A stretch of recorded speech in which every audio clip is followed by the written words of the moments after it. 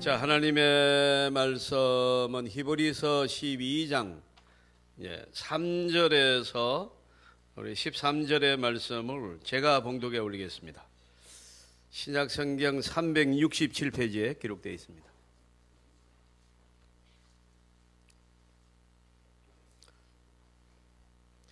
자, 히브리서 12장 3절에서 13절입니다.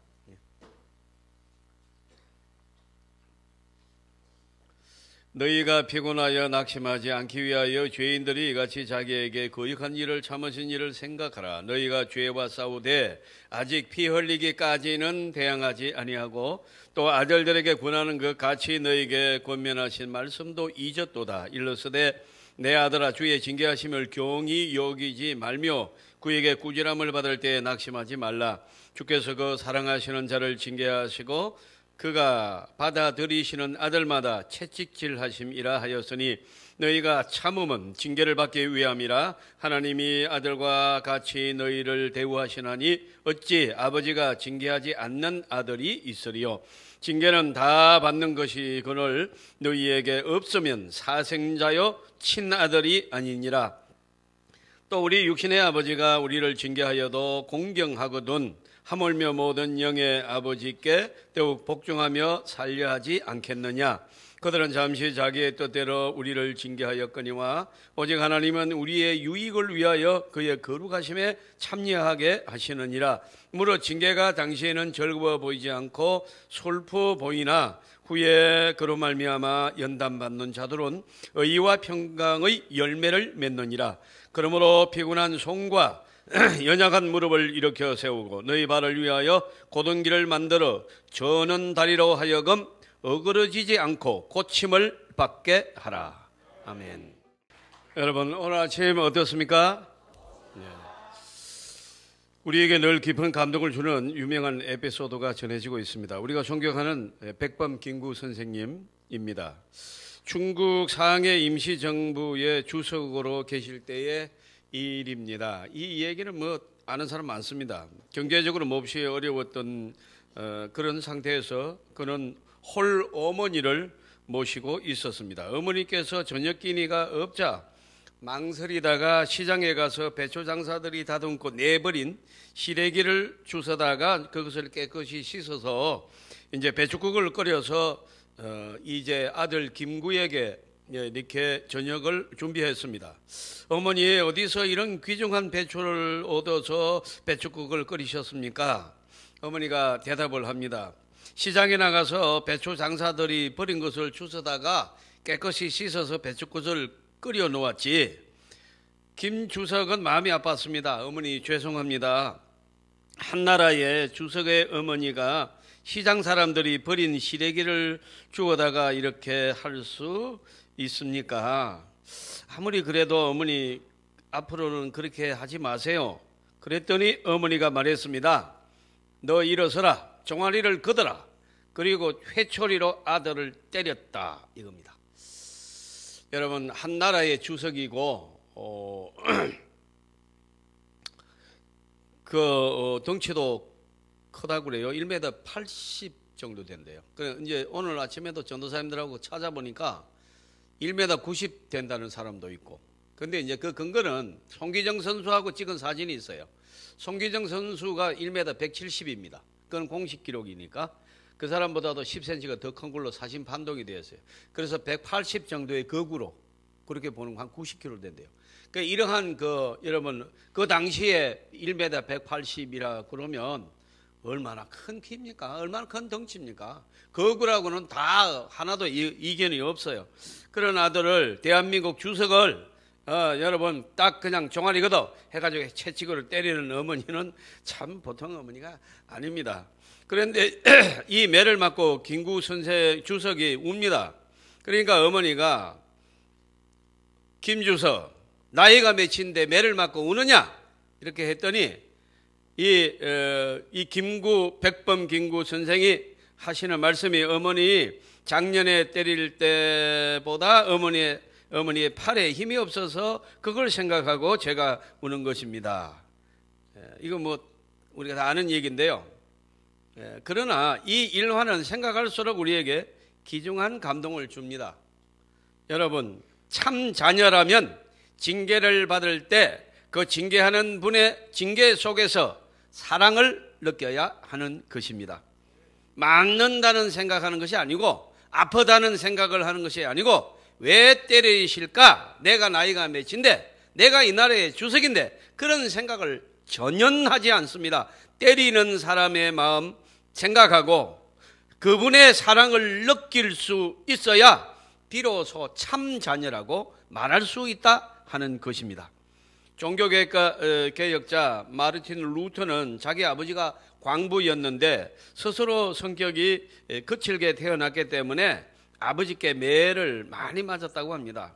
그래서 아버지가 많이 무서웠다고 고백하고 있습니다. 그런데 어느 날 아들을 때리고 나서 마음 아파서 혼자 울고 계시는 아버지의 어깨를 보고 자기를 때리고 나서 마음 아파하는 아버지를 보면서 아버지의 매 속에서 내 마음에 예수님의 얼굴을 그렸다 하는 그런 유명한 글을 썼어요.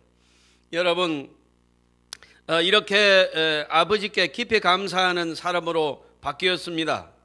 우리가 공부할 때 마틴 루터를 함께 한 적이 있는데 제가 마틴 루터에 관한 책을 도서관에서 찾아보면서 하나 발견한 게 있습니다. 그래서 리포트를 쓰는데 제목을 하나님의 사랑은 진노 속에서 구체화된다. 자, 이렇게 하고 이게 좀 나름대로 썼더니 A를 맞았어요. 진노 속에서 하나님의 사랑이 구체화된다.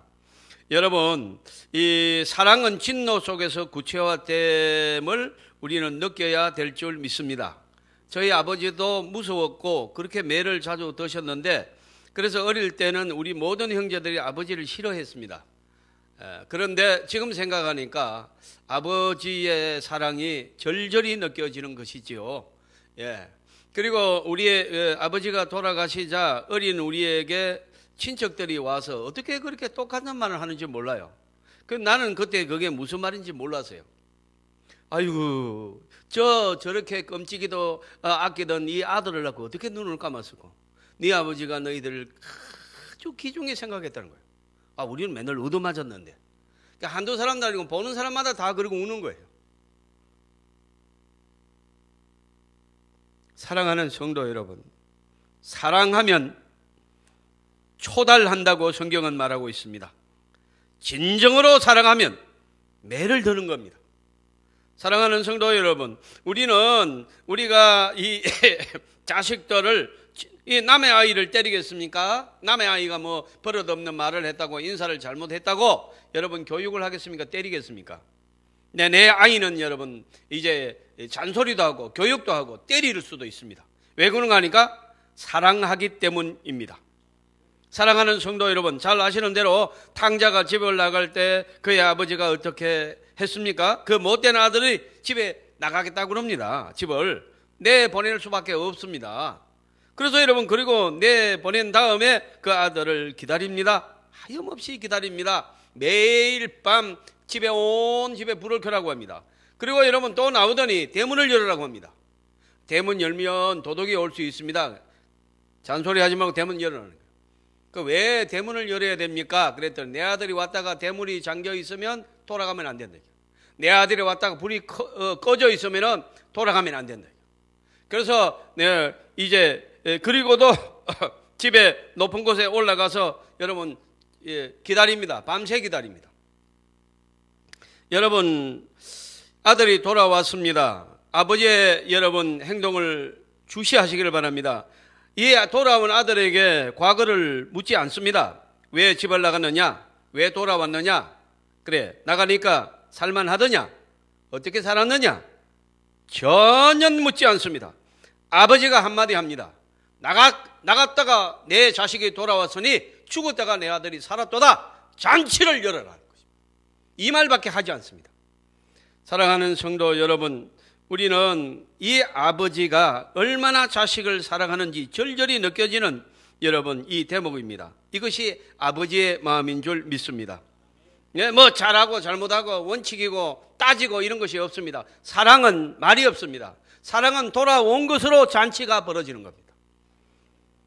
그런 거로 본문은 오늘 본문도 9절마다 자세히 말씀합니다. 아버지의 사랑이란 어떤 것이냐? 첫째는 권면이다 하는 것입니다. 여러 가지 알아들을 말로 권면합니다. 행동하도록 권면합니다. 그 다음에는 꾸지람도 합니다. 이것은 아니다. 왜 그렇게 했느냐? 그 다음에는 징계도 합니다. 이를테면 채찍질을 합니다. 때릴 수도 있는 것입니다. 사랑하는 자식이기 때문에 매질할 수 있습니다. 오늘 본문 8절은 말합니다. 징계는 다 받는 것이거늘 너희에게 징계가 없으면 사생자요 친아들이 아니니라.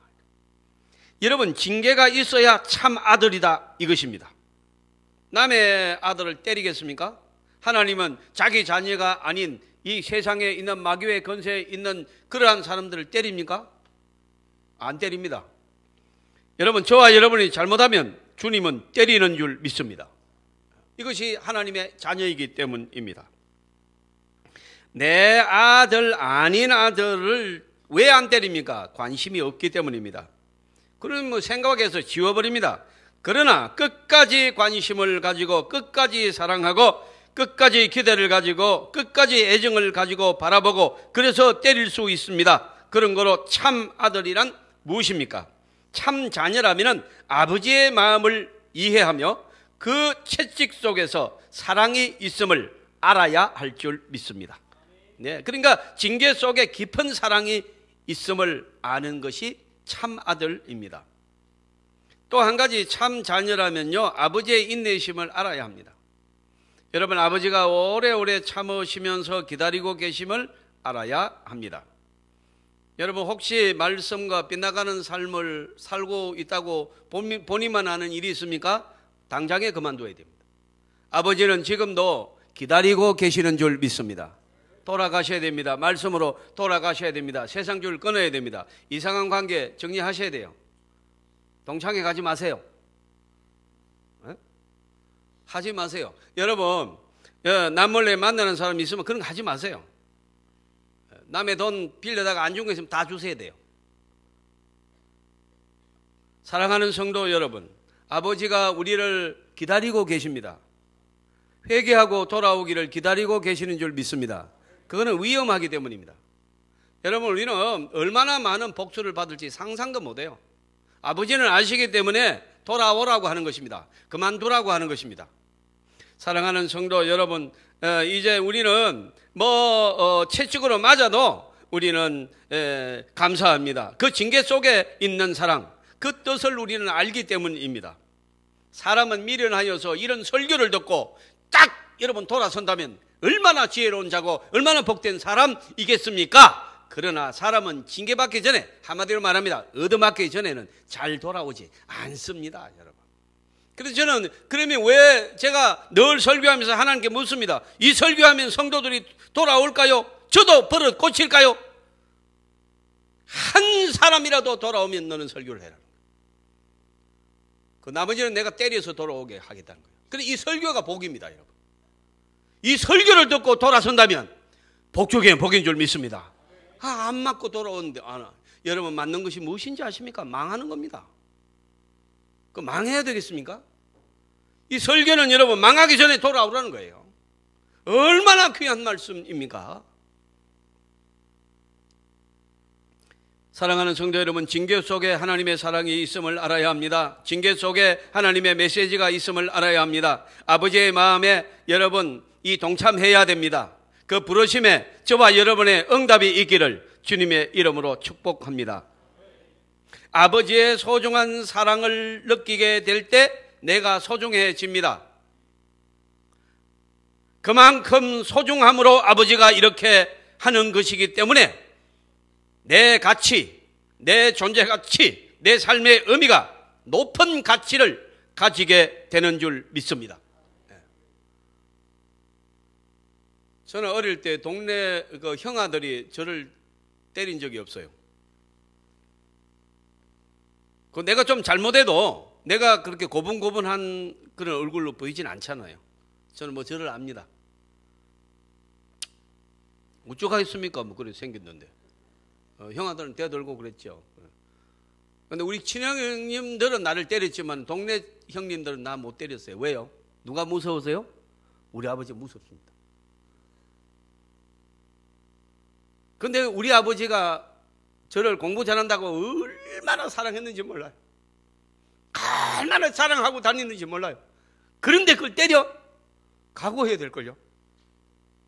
우리 아버지가 구장을 25년 했어요. 그렇게 보지 마세요, 우리 집안을. 25년 장기 집권. 예? 근데 나를 때려요? 못 때려요. 그러니까 아버지가 우리를 소중히 여겨서 그렇게 사랑하고 자랑하고 소중하게 여러분 보호하고, 이것이 나의 가치다, 이것입니다. 하나님 아버지께서 선포합니다. 하나님의 자녀인 저와 여러분을 해코지하면 가만 안 두겠다, 하나님은 선포하고 계십니다. 우리는 소중한 존재들이다. 누가 감히 우리를 손댈 것이다. 만일 하나님이 우리를 위하시면 누가 우리를 헤아리요. 할렐루야. 예. 우리가 소중한 존재다는 거예요. 얼마 전에 제가 책을 읽은 적이 있습니다. 대학의 비즈니스 스쿨에서 낸 패밀리 매니지먼트라는 조그마한 책이에요. 제가 읽어보니까 참 귀한 말이 거기에 기록되어 있습니다. 아버지, 어머니, 할아버지, 할머니의 사랑을 받은 자녀는 절대 문제아가 없고 통계학적으로 자살자가 없다 하는 내용입니다. 사랑으로 키운 자식, 기도로 키운 자식은 자살자가 없다. 정신병자도 없다. 여러분, 우리가 멀쩡한 것 같아서 결혼을 했는데 살아보니까 이게 정신적으로 문제. 한두 사람 아니에요. 여러분은 그냥 선도 안 보고 선 보고 며칠 못 만나고 거의 결혼하셨잖아요, 어르신들. 저도 2달 만에 결혼한 것이 지금 이 문제가 된 거죠. 문제는 아니에요. 재미있게 하려고 하는 게, 또 그걸 아는 초신자들은요, 목사님은 은혜스럽게 설교했는데 사모님이 문제라고 하는데, 그러지 마세요. 재미있게 좀 하려고 하는데. 그런데 여러분, 그런데 대화가 되거들랑 감사하세요. 이상한 사람 한두 사람 아니에요. 정말 맞게 못 알아듣고요. 어?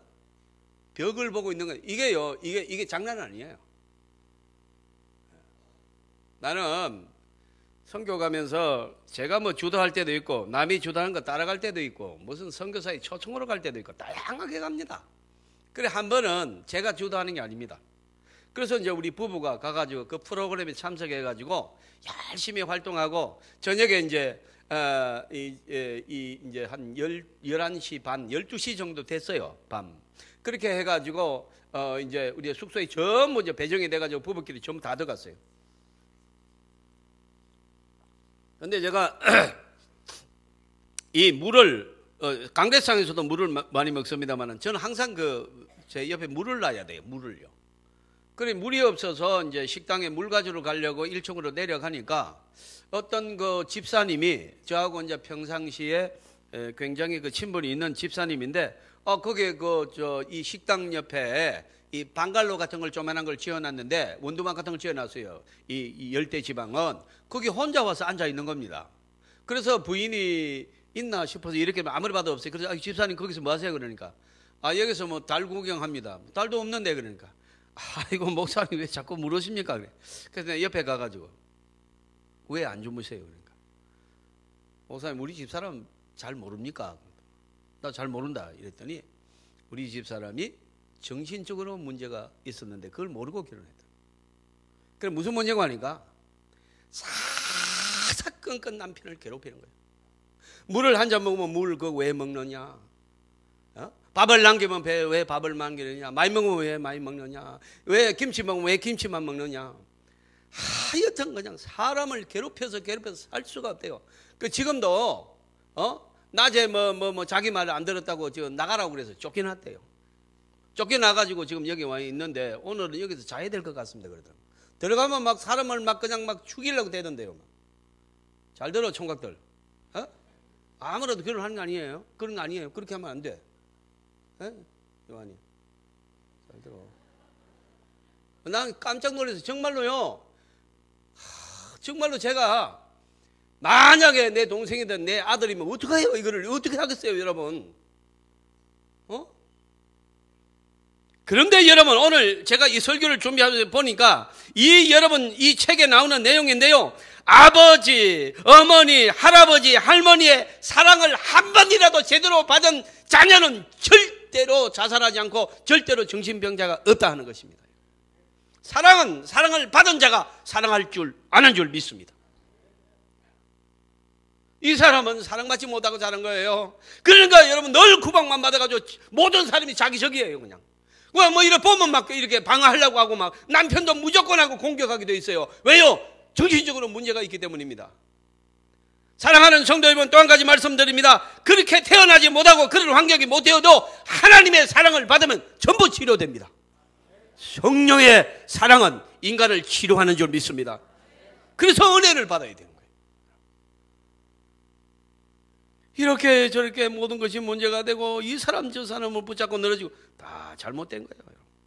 내가 아버지께 받은 소중한 사랑을 생각할 때 내가 소중해지고, 또 여러분 주님이 나를 위해서 십자가를 지셨다는 것이 믿어질 때 내가 예수님이 소중한 건 물론이고 내가 너무너무 소중한 존재임을 깨닫게 되는 줄 믿습니다. 왜? 나 때문에 예수님이 돌아가셨으니까. 내가 누군데? 나까지 이게 무엇이? 여러분, 나 같은 자가 무엇이길래 주님이 돌아가셨냐? 그만한 가치가 있기 때문 아닙니까? 하나님이 말씀합니다. 너 하나밖에 없다면, 지구상에 사람이 하나도 없고 너 하나밖에 없다면 너를 위해서 십자가를 지겠다. 이것이 주님의 선언입니다. 우리가 소중한 존재임을 믿으시길 바랍니다. 우리는 성경 속에서 예수 그리스도의 아버지에 대한 마음을 생각하게 됩니다. 예수님께서는 12살 때 성전에 계셔서 그 육신의 어머니 아버지가 잃어버린 줄 알고 예루살렘에 예배드리러 갔다가 찾다가 성전에서 찾았잖아요. 아니 말도 안 하고 어디를 그렇게 왜 여기 와 있느냐 그랬더니 그 유명한 말씀 기억나시죠? 아버지의 집에 내가 있어야 될 줄 몰랐나이까. 이 하나님의 교회가 아버지의 품입니다. 할렐루야. 하나님의 교회를 아버지의 집이라고 했어요. 여러분 오늘 예배 드리면서 마음이 편안하시면 아멘 하세요. 아버지의 품에 안겨셨기 때문입니다. 세상은 바람 불고 고달픕니다. 나가는 즉시 여러분 우리를 공격하고 해하고 질병 많고 사고 많습니다. 그러나 아버지 품에 나오는 순간에 용서가 있고 사랑이 있고 회복이 있고 축복이 있고 치료가 있는 줄 믿습니다. 아버지의 품에 왔기 때문입니다. 우리 예수님은 그래서 늘 우리에게 모범적으로 하신 말씀이 무엇입니까? 내 뜻대로 마옵시고 아버지의 뜻대로 하옵소서. 여러분 우리가 이 순간에도 내 뜻을 가지고 하나님을 여러분 이제 설득시키려고 나왔으면 잘못된 것입니다. 여러분 아버지의 뜻대로 살려고 나오신 줄 믿습니다. 여기에 하나님의 은혜가 있습니다. 그런가 하면 여러분 누가복음 23장 46절에 보면 예수님의 말씀이 나와 있는데 아버지여 이 마지막 하신 말씀, 이 말씀을 하시고 돌아가셨다 이렇게 되어 있어요. 아버지 내 영혼을 아버지의 손에 부탁하나이다. 그리고 운명하셨습니다.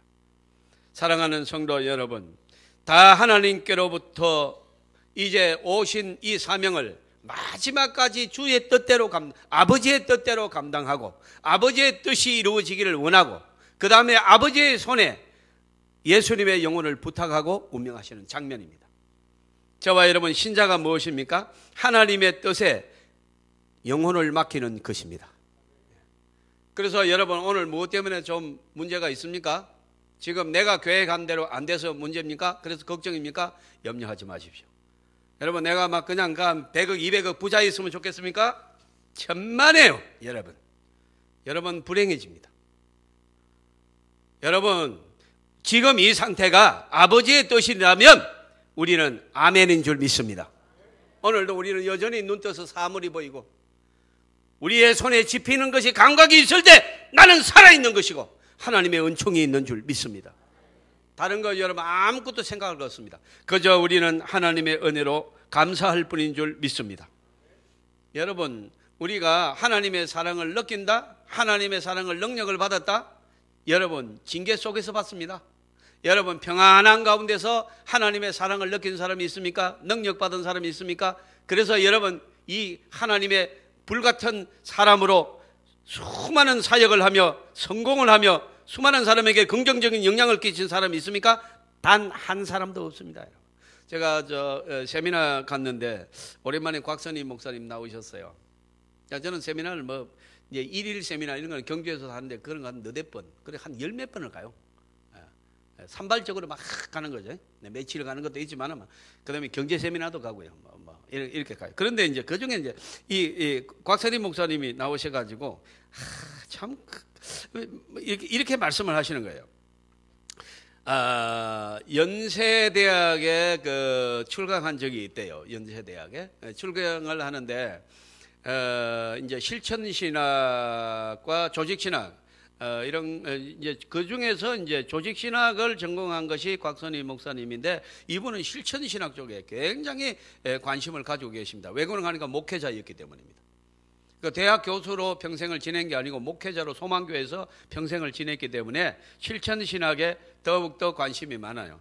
그래서 여러분 이 박사학위를 하는 대학원생이 있는데 이 박사학위 논문이 뭔가 하니까 여러분 메가처치입니다. 그러니까 여러분 큰 교회는 어떻게 해서 큰 교회가 됐을까 이겁니다.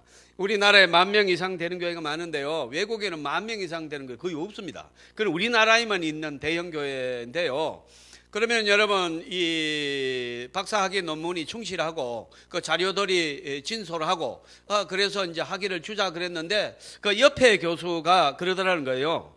아니 조금 더 부록 하나를 붙였으면 좋겠다. 그럼 박사학위 주겠다. 그 부록이 뭔가 하니까 이게 장난이 아닙니다. 이 부록의 내용이 뭔가 하면은 10,000명 이상 모이는 교회 10개를 조사해가지고 어떻게 해서 10,000명이 되었는지 그 교회의 역사와 그 교회의 성장 과정과 그 교회의 담임 목사를 조사해서 부록으로 붙여라. 그럼 박사학위 주겠다.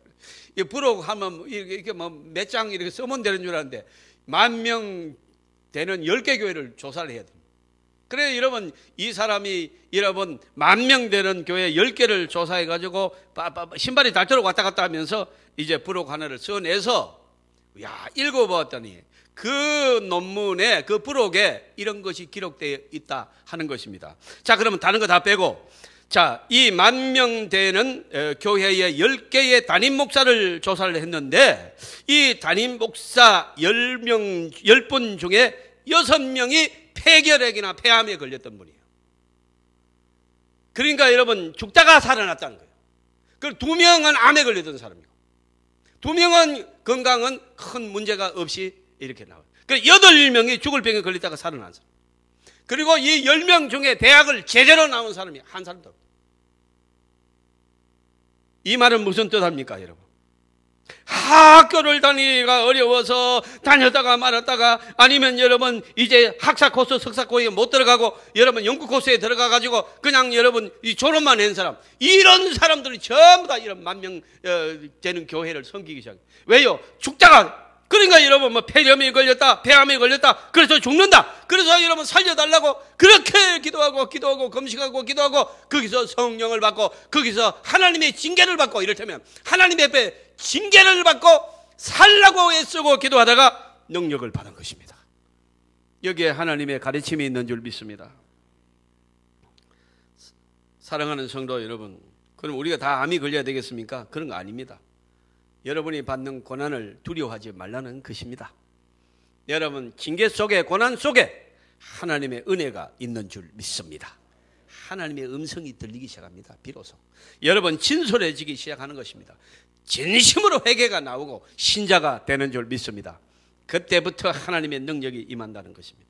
그러기 전에는 여러분 갑질이나 하고 여러분 악한 말이나 하지 절대로 하나님의 일을 할 수가 없다는 것입니다. 사랑하는 성도 여러분, 저와 여러분 오늘 금년 한 해 기적을 설교하기로 제가 은혜를 받았습니다. 여러분의 심령에 기적이 일어나기를 바랍니다. 경제적으로 사회적으로 여러분 가정적으로 이모저모 여러 가지 시련이 있을 수 있지만은 놀라지 않습니다. 여러분 그 시련을 통해서 하나님의 창조적인 역사가 나타나는 이제 이 메시지를 오늘 받으시고 감사함으로 이겨내시기를 주님의 이름으로 축복합니다. 여러분, 징계가 하나님의 사랑입니다. 사랑받는다면 우리는 소망이 있는 것이고, 그리고 이 징계는 반드시 하나님이 이기게 하십니다.